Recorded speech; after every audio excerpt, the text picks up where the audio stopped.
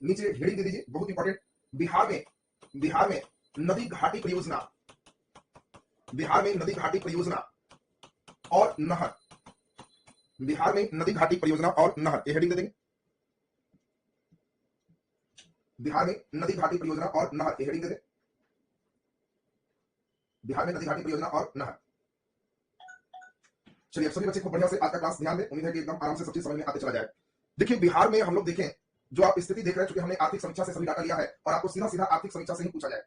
झारखंड के बंटवारा होने के बाद लगभग बिहार में 79 लाख हेक्टेयर भूमि में, 79 लाख हेक्टेयर भूमि में, यहाँ हिंद के जो बिंदु है वो हेक्टेयर, तो 79 लाख हेक्टेयर भूमि में बिहार में खेती की जाती है। एक हेक्टेयर का मतलब लगभग 10,000 स्क्वायर मीटर होता है। एक हेक्टेयर का मतलब लगभग 2.5 एकड़ भूमि होती है। तो आपको ध्यान रखना है कि बिहार झारखंड से अलग होने के बाद 79 लाख हेक्टेयर भूमि में खेती की जाती है, जिसमें लगभग हम देख पा रहे हैं जो सिंचित क्षेत्र है, सिंचित का मतलब जहां पटवन होता है, ये पटवन नहर के माध्यम से हो सकता है, नलकूप के माध्यम से हो सकता है, तालाब के माध्यम से हो सकता है, कुआं के माध्यम से हो सकता है। तो ये जो सिंचित क्षेत्र है, ये पूरे बिहार में 54.93 लाख हेक्टेयर भूमि, इतना दूर बिहार में हम लोग सिंचित करते हैं। और इसमें हम लोग जरा ध्यान दें, बाकी जो भूमि है ये बिहार में सिंचित क्षेत्र नहीं।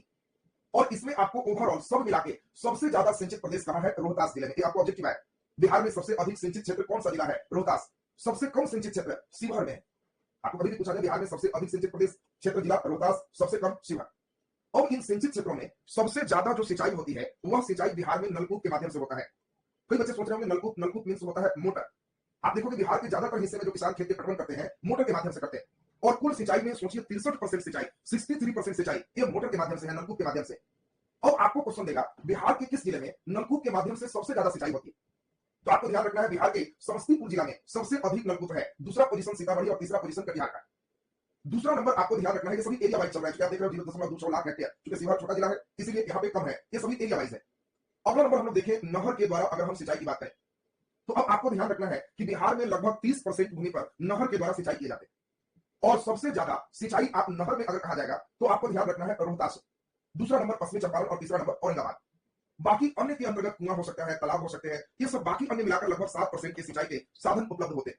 तो आपको पहला एक बहुत इंपॉर्टेंट, कई बार सिंचाई से सीधा सीधा ऑब्जेक्टिव आएगा। तो सिंचित क्षेत्र का मतलब आप समझ गए कि जहां पटवन होता है उसको सिंचित क्षेत्र कहते हैं। चाहे वो पटवन नहर से हो जाए, चाहे मोटर से हो जाए, चाहे कुआं से हो जाए या तालाब से हो जाए, वो सिंचित क्षेत्र है। और बिहार का कुल एरिया 79 लाख हेक्टेयर है। इसमें 54 लाख हेक्टेयर सिंचित क्षेत्र है। लगभग हमें लगता है कि इसमें परसेंटेज निकाल लेंगे, 79 लाख में 54 लाख सिंचित क्षेत्र है, तो 54 लाख में 79 लाख से भाग लगा देंगे, 100 से गुणा कर देंगे तो एक परसेंटेज निकल जाए। तो अब जल्दी जल्दी इसको हम लोग लिखेंगे। पहले इस बात को नीचे लिख दीजिए, नीचे डैश देके लिखें। झारखंड विभाजित होने के बाद, झारखंड अलग होने के बाद बाकी जगह जो भी खेती है वर्षा पर डिपेंडेंट हो गया, इसमें घटा देंगे। वो कंप्लीट केवल वर्षा पर निर्भरता है, उसमें कोई उनके पास साधन नहीं है। नीचे डैश देके लिख दीजिए। झारखंड अलग होने के बाद बिहार में, झारखंड अलग होने के बाद बिहार में 79 लाख हेक्टेयर भूमि में कृषि कार्य किए जाते हैं। झारखंड अलग होने के बाद बिहार में 79 लाख हेक्टेयर भूमि में कृषि कार्य किए जाते हैं। 79 लाख हेक्टेयर भूमि में कृषि कार्य किए जाते हैं। 79 लाख हेक्टेयर भूमि में कृषि कार्य किए जाते हैं, जिसमें जिसमें बिहार में सिंचित क्षेत्र, जिसमें बिहार में सिंचित क्षेत्र 54.93 लाख हेक्टेयर है। बिहार में सिंचित क्षेत्र 54.93 लाख हेक्टेयर है। बिहार में सिंचित क्षेत्र 54.93 लाख हेक्टेयर है। ब्रैकेट में लिख दीजिए लगभग 68%। लगभग 68% आपको पूछा जाए तो बिहार में लगभग 68% भूमि में सिंचाई के साधन उपलब्ध है। बाकी जो बच गया आपका वहां सिर्फ प्रकृति पर निर्भरता है और तब खेती होती है। नीचे डैश देके ऑब्जेक्टिव में लिख दीजिए, नीचे डैश देके लिख दीजिए बिहार के रोहतास जिला, बिहार के रोहतास जिला, रोहतास जिला में सिंचित क्षेत्र सबसे अधिक। बिहार के रोहतास जिला में सिंचित क्षेत्र सबसे अधिक। रोहतास जिला में सिंचित क्षेत्र सबसे अधिक, सबसे अधिक। और शिवहर जिला में सबसे कम है, और शिवहर जिला में सबसे कम है, और शिवहर जिला में सबसे कम है, शिवहर जिला में सबसे कम है। चलिए नीचे छोटा सा हेडिंग दे दीजिए सिंचाई के साधन, सिंचाई के साधन,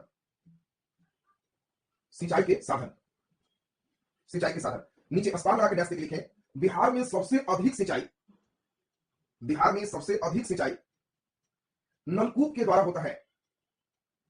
बिहार में सबसे अधिक सिंचाई नलकूप के द्वारा होता है, सबसे अधिक सिंचाई नलकूप के द्वारा होता है। ब्रैकेट में लिख दीजिए 63.5%। सबसे अधिक सिंचाई नलकूप के द्वारा होता है, ब्रैकेट में 63.5%, 63.5%, 63.5%। नीचे डैश देके लिख दीजिए, नीचे डैश देके बिहार में दूसरा सबसे अधिक सिंचाई, बिहार में दूसरा सबसे अधिक सिंचाई, बिहार में दूसरा सबसे अधिक सिंचाई नहर के द्वारा होता है। बिहार में दूसरा सबसे अधिक सिंचाई नहर के द्वारा होता है। ब्रैकेट में 30.2%। दूसरा सबसे अधिक सिंचाई नहर के द्वारा होता है, ब्रैकेट में 30.2%। 30.2%। नलकूप का मतलब हमने बताया मोटर, नलकूप का मतलब नल से आप किससे चलाते हैं? मोटर से। नलकूप का मतलब यहां मोटर से है। चलिए नीचे स्टार लगा के डैश करके लिख दीजिए। बिहार में नलकूप के द्वारा नलकूप के द्वारा नलकूप के द्वारा नलकूप के द्वारा अधिक सिंचाई होने वाले जिला। बिहार में नलकूप के द्वारा अधिक सिंचाई होने वाले जिला। नलकूप के द्वारा अधिक सिंचाई होने वाले जिला। अधिक सिंचाई होने वाला जिला लिख दीजिए समस्तीपुर। पहला नंबर देखिए समस्तीपुर, दूसरा सीतामढ़ी, तीसरा कटिहार। समस्तीपुर, सीतामढ़ी, कटिहार। समस्तीपुर, सीतामढ़ी, कटिहार। चलिए नीचे डैश करके लिख दीजिए। बिहार में नहर के द्वारा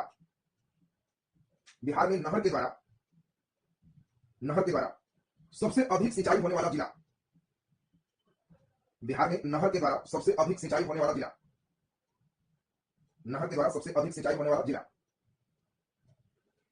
पहला नंबर लिख दीजिए रोहतास। आपसे कभी भी पूछेगा नहर से सबसे ज्यादा रोहतास, सिंचित क्षेत्र में भी सबसे ज्यादा रोहतास, दिमाग में से रखिएगा। दूसरा नंबर पश्चिमी चंपारण, दूसरा नंबर पश्चिमी चंपारण और तीसरा नंबर औरंगाबाद। तीसरा नंबर औरंगाबाद, औरंगाबाद। चलिए अब हम लोग बात को समझेंगे। मुख्य रूप से नदी घाटी परियोजना की बात करें। देखो नदी घाटी परियोजना का मतलब आपको ऐसे समझाया हुआ है, थोड़ा लेआउट समझा दे। कोई नदी गुजरती है तो एक नदी से बहुत ज्यादा लाभ नहीं होता है। अगर इसका पूरा लाभ लेना है तो इस नदियों पर हम बांध बनाते हैं। स्वाभाविक है कि जब बांध बनाएंगे तो इसके पानी को हम लोग रोक देंगे और इसके पानी को खोलने के लिए अपने अनुसार से इस पर कंट्रोल करते हैं। अब जैसे ही रोकेंगे पानी का तल ऊंचा हो, पानी का तल ऊंचा होगा तो हम लोग दूर तक इसमें ऐसे करके बांध बना देंगे। एक पूरा बांध है। अब एक पूरा बांध से नदी के पानी अब काफी 2-3 मंजिले तक उठ चुका है। अब यहाँ क्या करते हैं, हल्का पानी छोड़ देते हैं जिससे धीरे धीरे पानी निकलते रहे, बाकी इसको लॉक करते हैं। अब इसमें दो हिस्सा आप देख पा रहे हैं। एक हिस्सा यह है जो दाएं साइड में है, नदी ऐसे जा रही है, ये दाएं हिस्सा है, और एक हिस्सा यह है जो बाएं हिस्सा है। बात पर बहुत ध्यान दीजिए।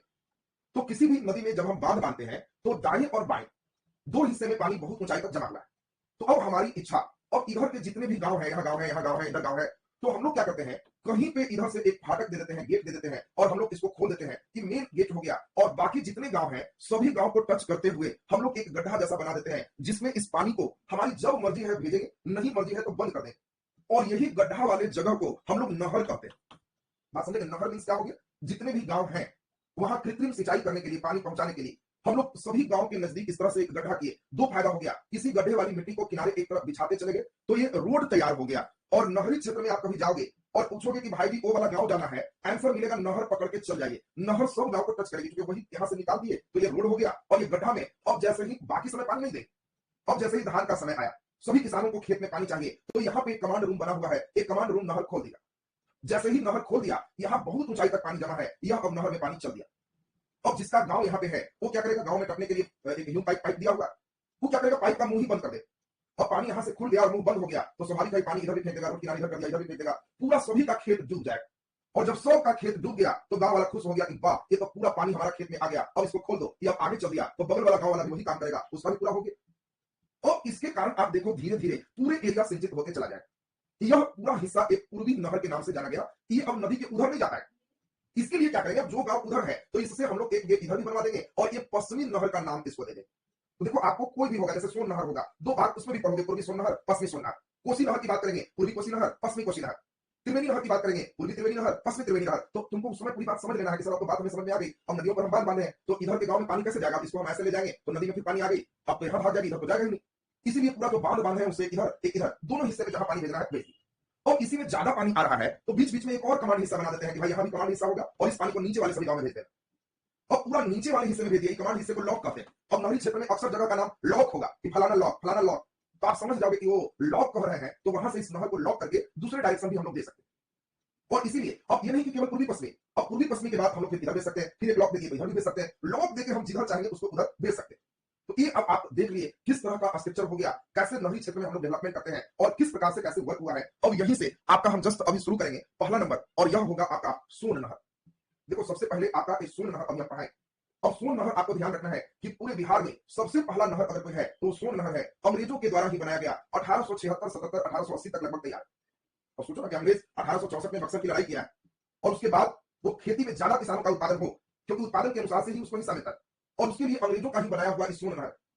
अब आपसे कभी भी क्वेश्चन पूछा जाएगा कि बताओ बिहार में सबसे पुराना नहर कौन है, तो आपको ध्यान रखना है कि सबसे पुराना नहर क्या होगा, तो ये सोन नहर हो। सोन नहर से पुराना बिहार में कोई नहीं। अब अंग्रेज जिस समय आए तो उन्होंने सोन नहर की तुलना अपने स्वेज नहर से किया। अब सोचो स्वेज नहर एक बहुत बड़ा नहर है, लेकिन सोन नहर भी कम नहीं था। अब सोन के बारे में थोड़ा सा आपको हम हल्का चाहेंगे, पहले समझ लें और तब समझने के बाद इस स्टेप को लिखाने की क्रिया करेंगे। पहले ध्यान दीजिए, हम चाहेंगे कि खूब बढ़िया से 1 मिनट ध्यान देंगे कि पूरी बात आपको याद होते चली जाए। ये गंगा नदी है और गंगा यहाँ पे बक्सर में 3 करीब बिहार में आ गई। इधर मध्य प्रदेश है और मध्य प्रदेश के अमरकंटक मैकाल का सबसे ऊंचा चोटी है। ये अमरकंटक और अमरकंटक से सोन नदी निकल करके यहाँ उत्तर प्रदेश के हिस्से में आकर के और फिर यहाँ बिहार में ये प्रवेश करते हुए गंगा में पटना के नजदीक दानापुर में मिल जाती है। अब यहाँ चूंकि सोन अमरकंटक से काफी पानी लेके चलती है, यहाँ पर एक और नदी है जिसका नाम है जोहिला नदी। मध्य प्रदेश की ही नदी है और जोहिला रिवर मध्य प्रदेश का ही एक जगह है बाण सागर। और मध्य प्रदेश में बाण सागर एक परियोजना बनाया गया और इस परियोजना के द्वारा बाण सागर में एक बहुत बड़ा बांध बांध दिया गया सोन नदी पर और इसके पूरे पानी को काफी मात्रा में स्टॉक कर लिया गया। कई बच्चे सोच रहे थे कि सब दोनों तरफ तो घेर दिया, इधर पानी भागेगा, तो सब बांध बांध देते हैं, ऐसे भी नदियों के किनारे ऐसे भी पूरे पानी लॉक हो जाते हैं और ये एक कृत्रिम सागर का रूप ले लेता है, झील का रूप ले लेता है। और यहीं पे पानी बाण सागर में काफी रुक गया। अब यहां से जब ये नदी बढ़ी तो एक यूपी की नदी आके मिलती है, इसका नाम है रिहंद रिवर। इस नदी का नाम है रिहंद नदी और उत्तर प्रदेश की सबसे बड़ी परियोजना रिहंद परियोजना इसी नदी पर।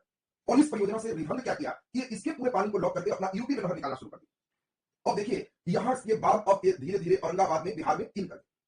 अब औरंगाबाद में जब इन कर गई तो पहले देखो ध्यान से, यही डेहरी में इस पर बांध बांधे गए थे और इसके चारों तरफ नहर निकाले गए थे। लेकिन अभी हमने आपको बताया कि नहर में जब पानी डेहरी के पास अब जमा करिए तो इसके 2 भाग होंगे, एक पूर्वी और एक पश्चिमी।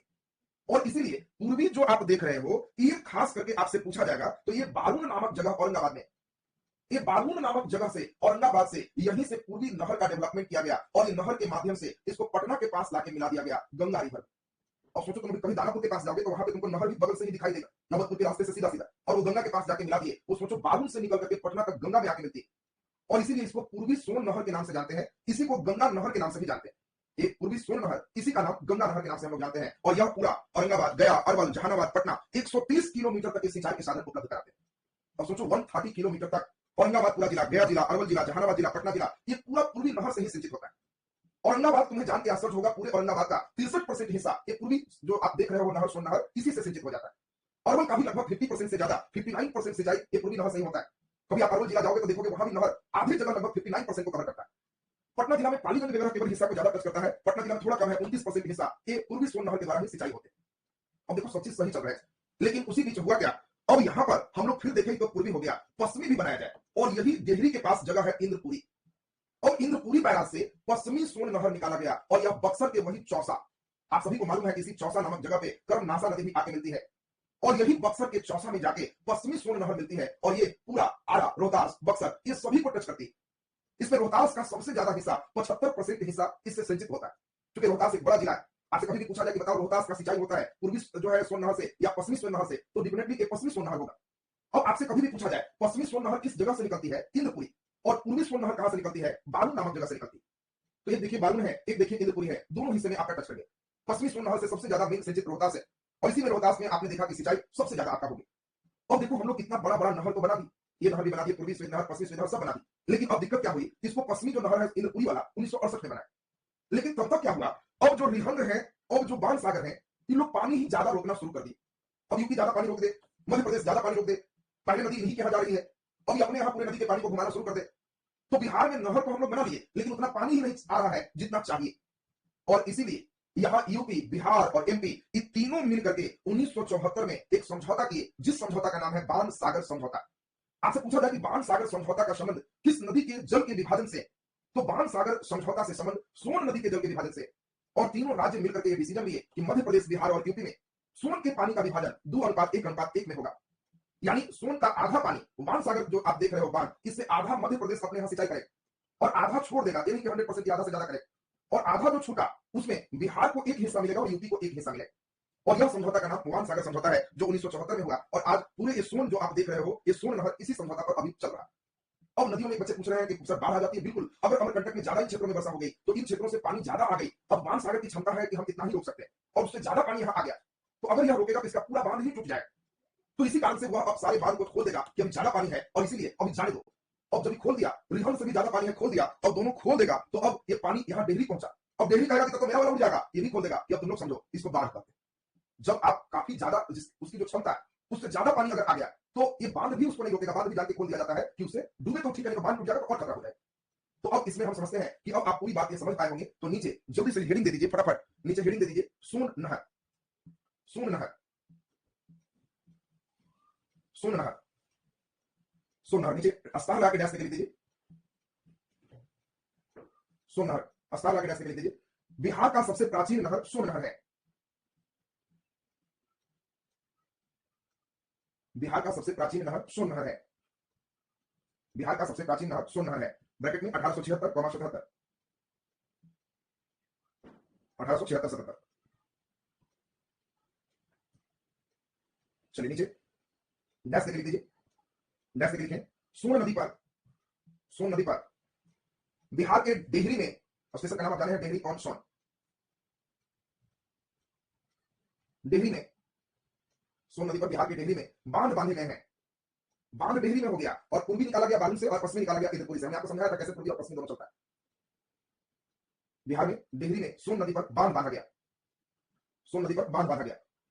चलिए नीचे डबल स्टार लगा के लिख दीजिए, डबल स्टार लगा के लिख दीजिए, लिखे इस बांध के निकट से, इस बांध के निकट से, इस बांध के निकट से पूर्वी स्वर्ण नहर, पूर्वी स्वर्ण नहर और पश्चिमी स्वर्ण नहर, पूर्वी स्वर्ण नहर और पश्चिमी स्वर्ण नहर, दो नहर निकाले गए हैं। पूर्वी स्वर्ण नहर और पश्चिमी स्वर्ण नहर, दो नहर निकाले गए हैं, दो नहर निकाले गए हैं। चलिए नीचे हेडिंग दे दें, पूर्वी स्वर्ण नहर। नीचे हेडिंग दे दीजिए, पूर्वी स्वर्ण नहर,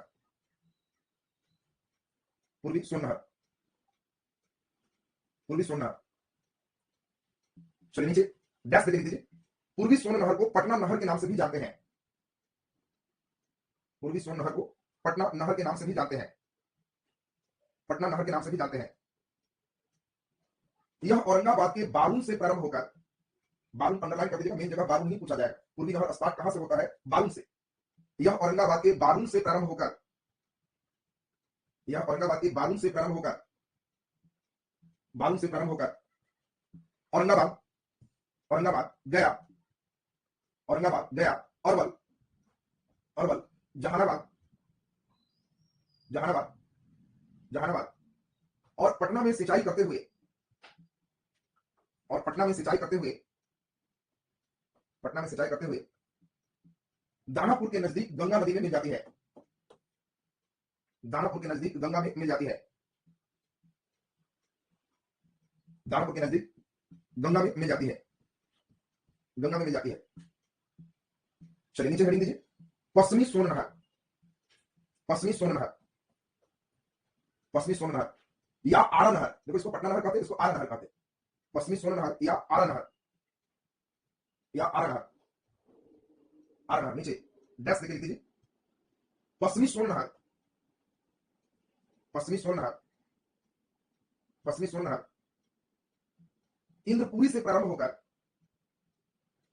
इंद्रपुरी से प्रारंभ होकर, इंद्रपुरी से प्रारंभ होकर रोहतास, आरा और बक्सर में सिंचाई करते हुए, रोहतास, आरा और बक्सर में सिंचाई करते हुए,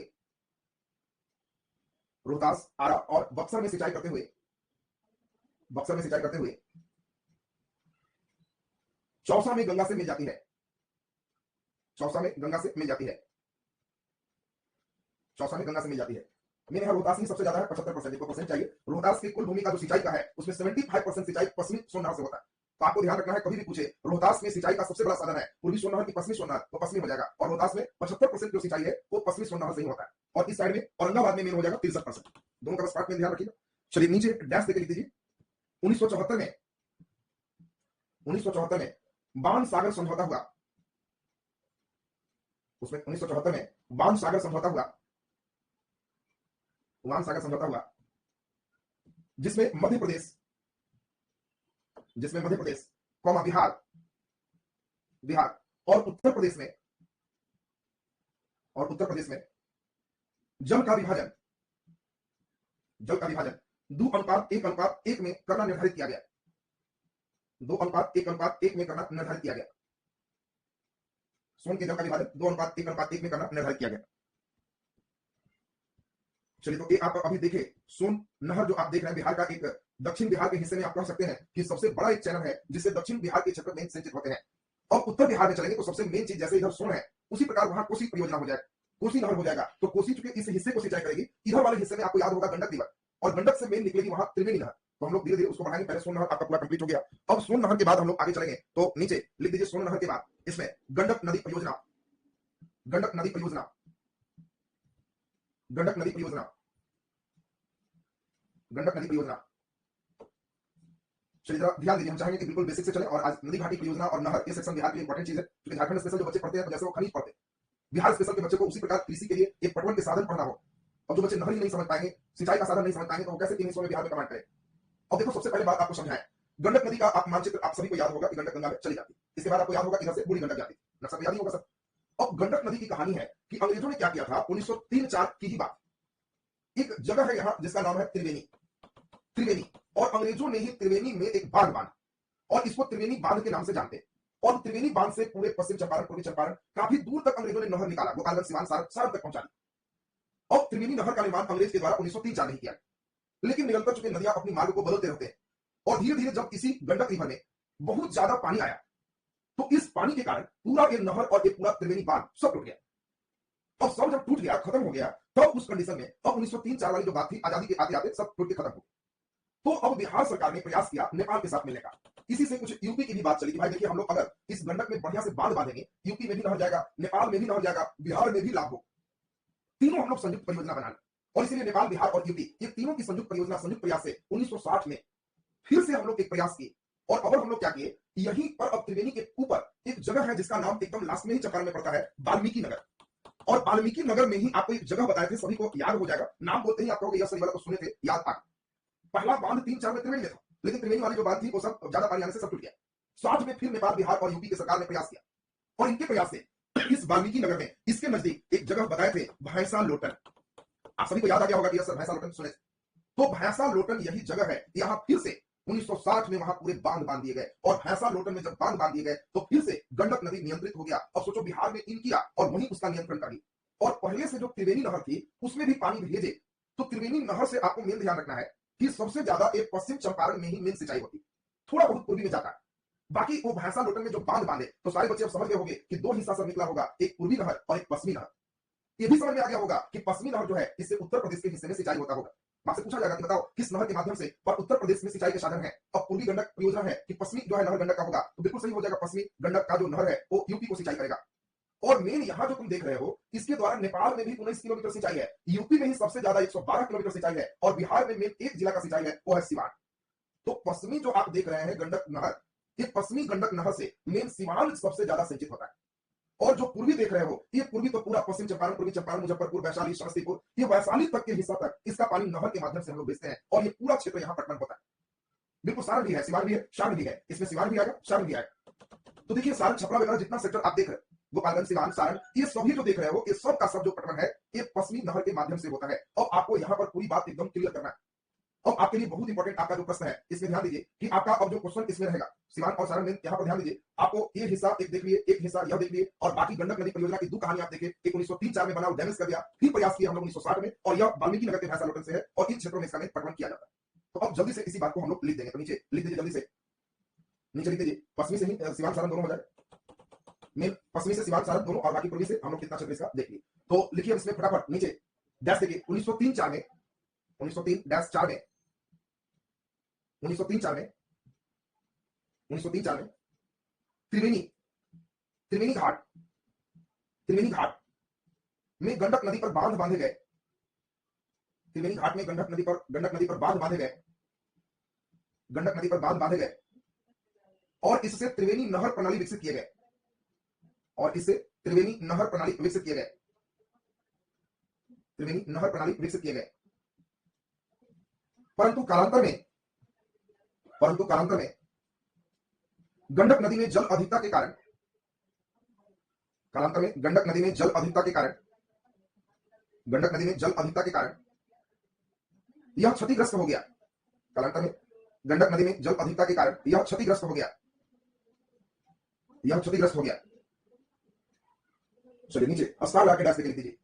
1960 में 1960 में बिहार, उत्तर प्रदेश और नेपाल, 1960 में बिहार, उत्तर प्रदेश और नेपाल, बिहार, उत्तर प्रदेश और नेपाल सरकार के संयुक्त प्रयास से, बिहार, उत्तर प्रदेश और नेपाल सरकार के संयुक्त प्रयास से, सरकार के संयुक्त प्रयास से वाल्मीकि नगर के भैंसा लोटन में, वाल्मीकि नगर के भैंसा लोटन में, वाल्मीकि नगर के भैंसा लोटन में, भैंसा लोटन में पुनः इस नदी पर बांध बांधे गए, पुनः इस नदी पर बांध बनाए गए, पुनः इस नदी पर बांध बनाए गए, इस नदी पर बांध बनाए गए, बांध बनाए गए। चलिए नीचे डैश लिख दीजिए, डैश लिखे, डैश लिखे। इस बांध से 2 नहर निकाले गए, बिल्कुल बिहार नहीं है। इस बांध से 2 नहर निकाले गए, इस बांध से 2 नहर निकाले गए, 2 नहर निकाले गए। पहला नंबर लिख दीजिए पश्चिमी गंडक नहर, पश्चिमी गंडक नहर, पश्चिमी गंडक नहर, पश्चिमी गंडक नहर।